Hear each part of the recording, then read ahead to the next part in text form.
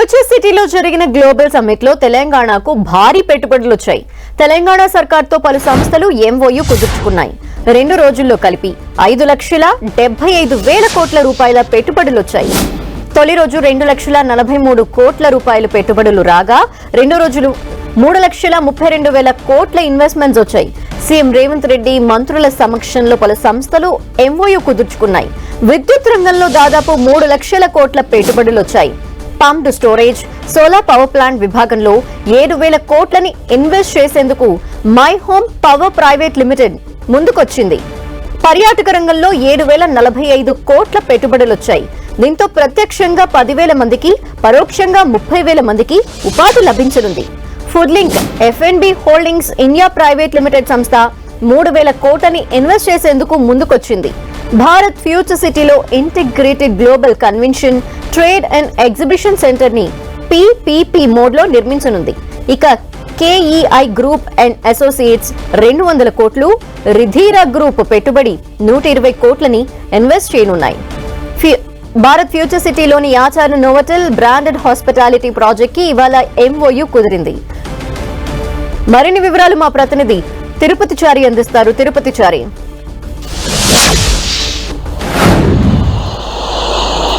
ధనలక్ష్మి, తెలంగాణ ప్రభుత్వం ప్రతిష్టాత్మకంగా చేపట్టిన తెలంగాణ రైజింగ్ గ్లోబల్ సమ్మిట్ 2025లో భారీ ఎత్తున పెట్టుబడులు వచ్చాయి. రాష్ట్రానికి పెట్టుబడుల వరద కొనసాగిందని చెప్పొచ్చు. 5,75,000 కోట్ల రూపాయల పెట్టుబడులకు ఎంఓయూలు కుదిరాయి. అనేక రంగాల నుంచి పెట్టుబడులు పెట్టేందుకు ఆసక్తి చూపించారు పారిశ్రామికవేత్తలు. ప్రముఖ వివిధ దేశాలకు, అంటే దాదాపు 6 ఖండాలు 44 దేశాలకు సంబంధించి 154 మంది ప్రతినిధులు వస్తారని ప్రభుత్వం చెప్పింది. దానికి అనుగుణంగానే వివిధ దేశాల నుంచి పెట్టుబడులు వచ్చాయి. పెద్ద ఎత్తున పెట్టుబడులు రావడంతో ప్రభుత్వం గ్లోబల్ సమ్మిట్ విజయవంతమైందని చెప్తోంది. మొత్తానికి అయితే మొదటి రోజు 2,43,000 కోట్ల పెట్టుబడులు వస్తే, రెండవ రోజు 3,32,000 కోట్ల పెట్టుబడులు వచ్చాయి. మొత్తానికి అయితే ఇది రాష్ట్ర చరిత్రలో ఒక రికార్డుగా మనం చెప్పుకోవచ్చు. మరొక వైపు ఈ ఒక ఇన్ఫ్రా రంగానికే 70,000 కోట్ల డేటా పార్క్ కోసం పెట్టుబడులు వచ్చాయని చెప్పొచ్చు. అదేవిధంగా విద్యుత్ రంగంలో దాదాపు 3 లక్షల కోట్ల పెట్టుబడులు రాష్ట్రానికి రావడం సంతోషకరం అని చెప్పేసి ఇటు డిప్యూటీ సీఎం బట్టి విక్రమార్క చెప్తున్న పరిస్థితి ఉంది. మొత్తానికైతే ఇక my Home Power Private limited ఆధ్వర్యంలో పంప్డ్ స్టోరేజీ, అదేవిధంగా సోలార్ ప్లాంట్స్ నిర్మాణం కోసం 7,000 కోట్ల రూపాయల పెట్టుబడులు పెట్టేందుకు సిద్ధమైంది. ఎంఓయూలు కుదుర్చుకుంది.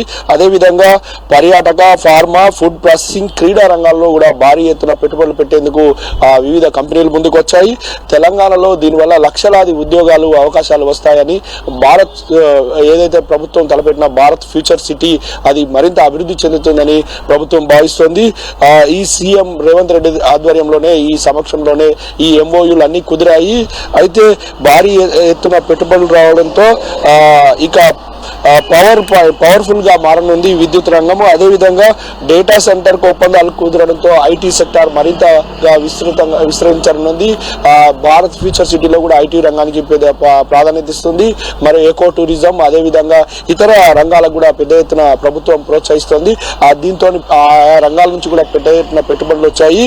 ఇక లైఫ్ సైన్స్, ఫార్మా రంగం విస్తరణకు కూడా భారీ ప్రోత్సాహాలు అందించనుంది ప్రభుత్వం. దీనికి కూడా ఈ రంగంలో కూడా పెట్టుబడులు పెద్ద ఎత్తున వచ్చాయని మనం చెప్పుకోవచ్చు ధనలక్ష్మి. అదేవిధంగా ఫుడ్ ప్రాసెసింగ్, అగ్రి సెక్టర్ కు సంబంధించి పారిశ్రామికవేత్తలు కూడా ముందుకు రావడంతో ఈ రంగం కూడా మరింత అభివృద్ధి చెందనున్నదని మనం భావించవచ్చు. మొత్తానికి అయితే ప్రభుత్వం ఆశించిన స్థాయిలో కన్నా ఎక్కువగా పెట్టుబడులు రావడంతో ప్రభుత్వం సంతోషం వ్యక్తం చేస్తోంది. మొత్తానికి అయితే 1,00,000 కోట్ల పెట్టుబడులు వస్తాయని ప్రభుత్వం భావించినప్పటికీ 5,75,000 కోట్ల రూపాయల పెట్టుబడులు రావడంతో ప్రభుత్వం సంతోషం వ్యక్తం చేస్తున్న పరిస్థితి ధనలక్ష్మి. Thank you Chari.